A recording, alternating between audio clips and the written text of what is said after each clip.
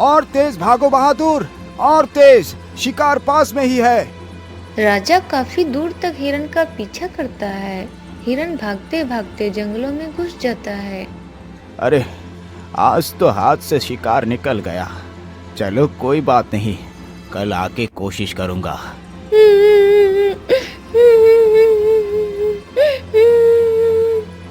अरे, ये किसके रोने की आवाज है? चलो मैं जाकर देखता हूँ कि ये रोने की आवाज कहाँ से आ रही है।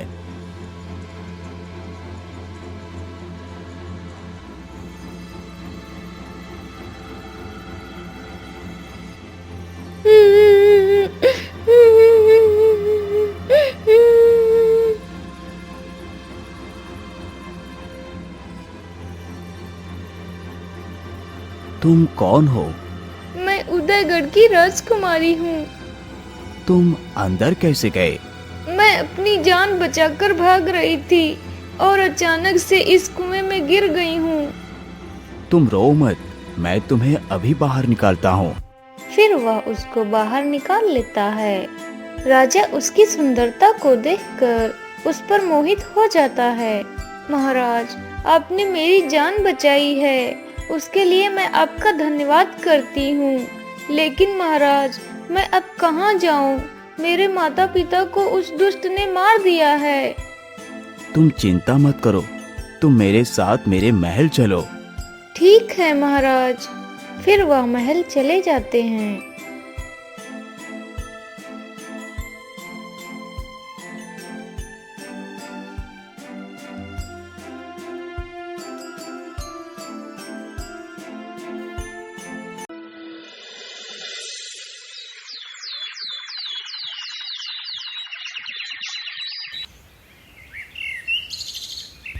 राजकुमारी जी, मैं तुमसे कुछ कहना चाहता हूँ।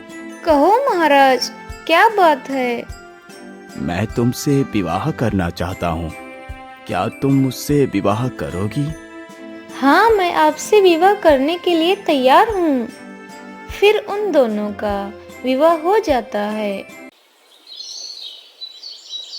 फिर राजा ने अपनी रानी के लिए एक बहुत सुंदर महल बनवाया और फिर वह दोनों उस महल में रहने लगते हैं। एक दिन उधर से एक ब्राह्मण जा रहा था।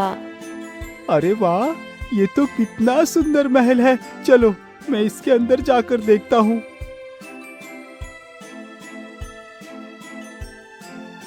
मैं ऐसा करता हूँ कि थोड़ी देर आराम कर लेता हूँ। अरे, ये कौन ब्राह्मण है जो मेरे बिस्तर पर लेटा है? मैं ऐसा करता हूँ कि इनके उठने का इंतजार करता हूँ। फिर थोड़ी देर बाद वह उठ जाता है। हे ब्राह्मण देव, आप कौन हैं? महाराज, मैं अपने आश्रम जा रहा था, तभी मैं इस महल की सुंदरता को देखकर रुक गया।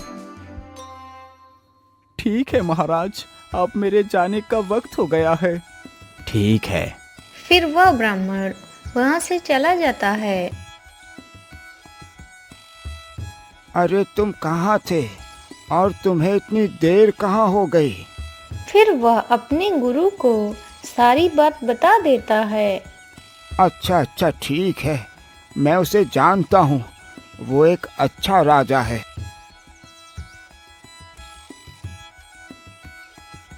राजा की अचानक से बहुत ज्यादा तबीयत खराब हो जाती है। कई वैद्यों ने उसका इलाज किया, लेकिन उसे कोई फायदा नहीं हुआ।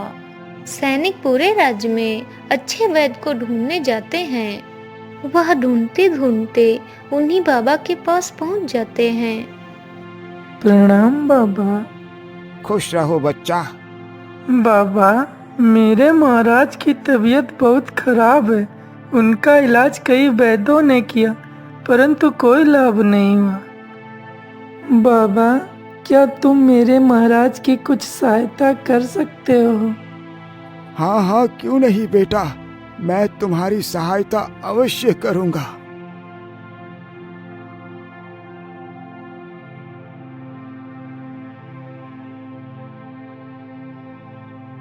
बोलो राजन, मैं तुम्हारी क्या मदद करूं?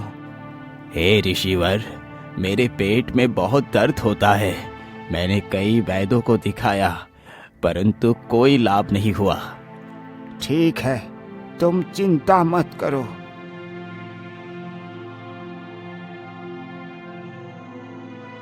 क्या आपने अभी अभी कोई नई शादी की है? हाँ ऋषिवर, मैं अभी नई शादी की है। और फिर राजा ने साधु को सारी बात बता दी। मुझे इसी बात का शक था। अगर आप बिना दवा के 40 दिन तक और रहते तो आप मर जाते, लेकिन अब तुम सुरक्षित हो। मैं तुम्हारा इलाज करूंगा। आज रात को सोने जाना तो अपने कमरे में पीने का पानी मत रखना और तुम सोने का नाटक करना, फिर तुम्हें सच्चाई का पता चल जाएगा। इतना बोलकर साधु वहाँ से चला जाता है।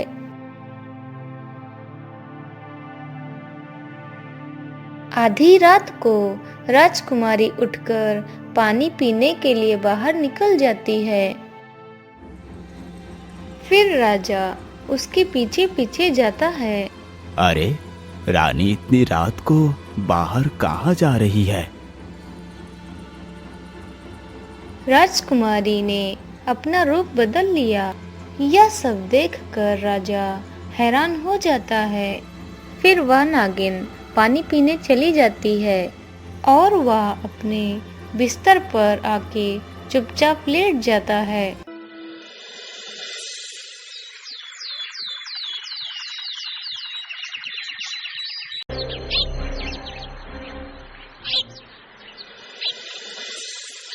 सुबह होते ही राजा साधु के पास जाता है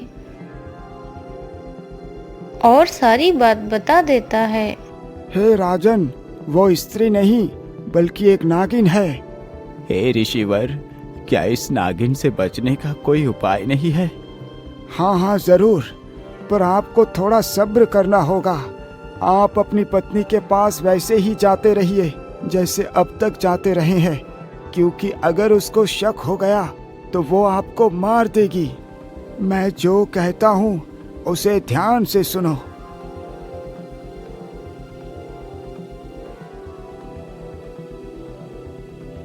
फिर वह वहाँ से चला जाता है।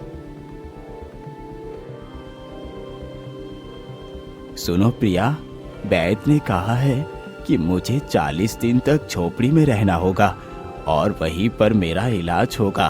तुम भी मेरे साथ चलो। ठीक है महाराज। फिर वह वहाँ से चला जाता है। अरे वाह, अब तो राजा को मारना और भी आसान हो गया।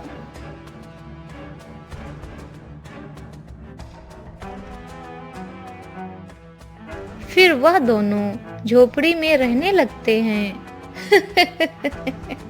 अरे मूर्ख, आज तू जितना चाहे उतना सो ले, कल तो मैं तुझे मार ही दूंगी।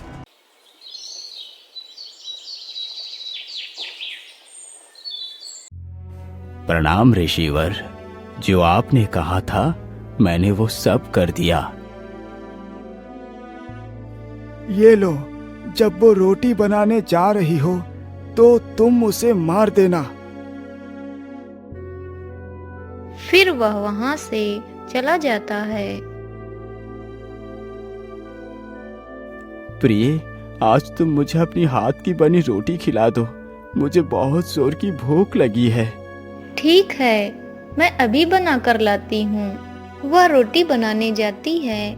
फिर राजा उसे पीछे से मार देता है और वह बाहर निकल जाता है। फिर झोपड़ी में आग लगा देता है। फिर वह वहाँ से चला जाता है।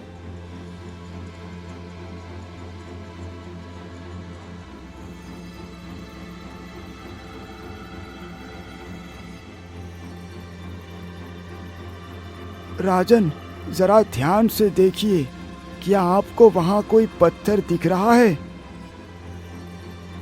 हाँ हाँ, मुझे यहाँ पर एक पत्थर दिख रहा है। तुम उसे उठाकर यहाँ ले आओ। वो पत्थर एक परसमणि है। फिर राजा उसे लेकर महल चला जाता है। यह सब कुछ देखकर राजा बहुत खुश हो जाता है और अपनी प्रजा में सब सोना बांट देता है।